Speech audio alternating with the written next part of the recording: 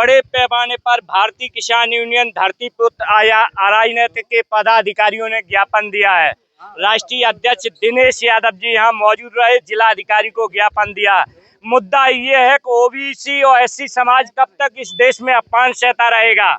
Sapa supremo Akhilesh Yadav ji जब गौरीशंकर मंदिर कन्नौज पहुंचे तो उस मंदिर को धोया गया।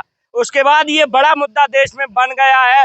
वो इटावा डिस्ट्रिक्ट में एक गांव पड़ता है जहां ब्राह्मण समाज का गांव, वहां कथावाचक यादव जब कथा कर रहे थे तो उन्हें यादव जो शास्त्री थे उनका सर मुड़वाया गया, उनके ऊपर जो परीक्षित पत्नी उनकी पेशाब डाली गई।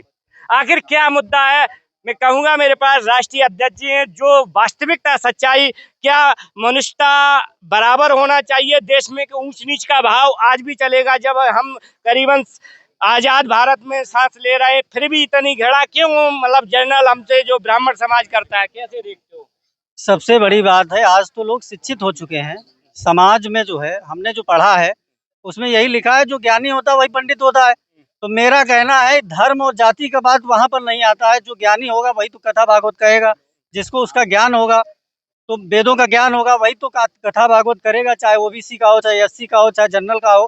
तो मेरा तो कहना सिर्फ यही है, जो भी ये जघन्य अपराध हुआ है ये अपराध की श्रेणी में नहीं आता। अपराध के ऊपर कोई श्रेणी अगर आती है तो उसमें आता है, क्योंकि जिस तरीके से ये किया गया है ये क्षम्य नहीं है, हमारे हिसाब से क्षमा योग्य नहीं है।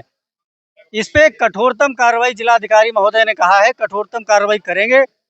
अगर कठोरतम कार्रवाई नहीं होती तो उसके बाद हम लोग अपना स्टंट आगे कर लेंगे, हमें क्या करना है।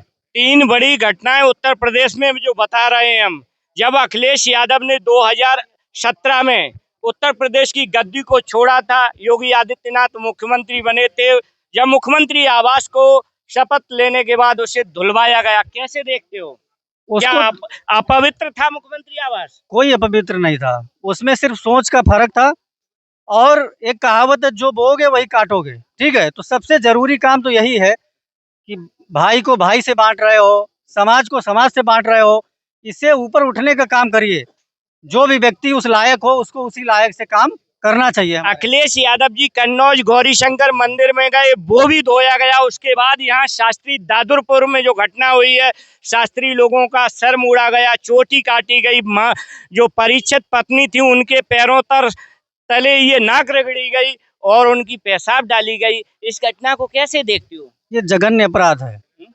इस अपराध का जितना भी निंदा किया जाए उससे कम है। और उधर दूसरे पक्ष ने कल जो है कुछ स्टेटमेंट आया था मेरे सामने कि वो कह रही मेरे साथ में अभद्रता की और इस तरीके से छेड़छाड़ की।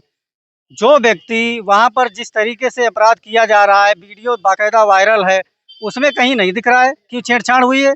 अगर हुई तो उस समय आपको कहनी चाहिए थी, उस समय तो कोई मामला नहीं आया। एकदम से मामला जब इधर से सोशल मीडिया पर आजकल तो चल रहा है बहुत तेजी के साथ में, आपने भी डाला, उसके लिए बहुत बहुत धन्यवाद आपका। तो लोगों ने डाला, उससे बहुत चीज़ें निकल के सामने आई, हम तक पहुंची और राजनीतिक दलों के पास भी पहुंची, तो सबने इसका विरोध किया। उसी विरोध में आज मैंने जिलाधिकारी महोदय को ज्ञापन दिया है और आने वाले समय में अगर इस पर कठोरतम कार्रवाई नहीं हुई तो आगे बहुत जन आंदोलन करेंगे।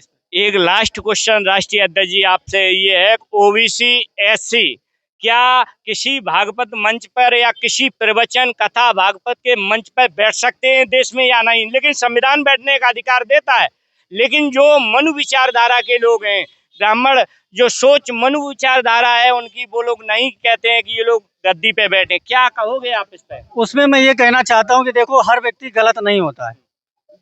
हो सकता है ब्राह्मणों में भी कुछ % लोग जो हैं वो सही हैं, उनकी सोच सही है कि सब लोग बनारस वाले मिश्रा जी ने कहा है कि बहुत गलत किया है। बिल्कुल कहा है, बहुत अच्छा स्टेटमेंट दिया है उन्होंने और मैं उसकी तारीफ भी करता हूँ। मैं भी करता हूँ, अगर मेरे समाज के व्यक्ति गलत है तो मैं खुल के विरोध करूंगा, ये हमारा वादा है।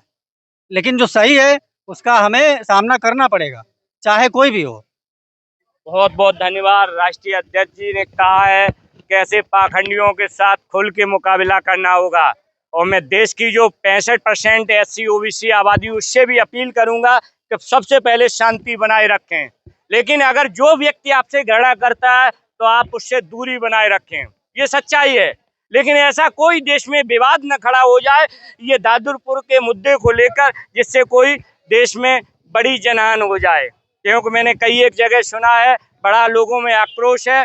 मैं चैनल के माध्यम से यही अपील करता हूँ, देशवासियों शांति बनाए रखें, चाहे वो वाल्मीकि समाज का हो, चाहे हमारा जनरल भाई हो, SC OBC कोई भी हो, सभी हम देश में बराबर हैं। चाहे हमारा मुसलमान भाई, हम तभी देश को आगे बढ़ा सकते हैं।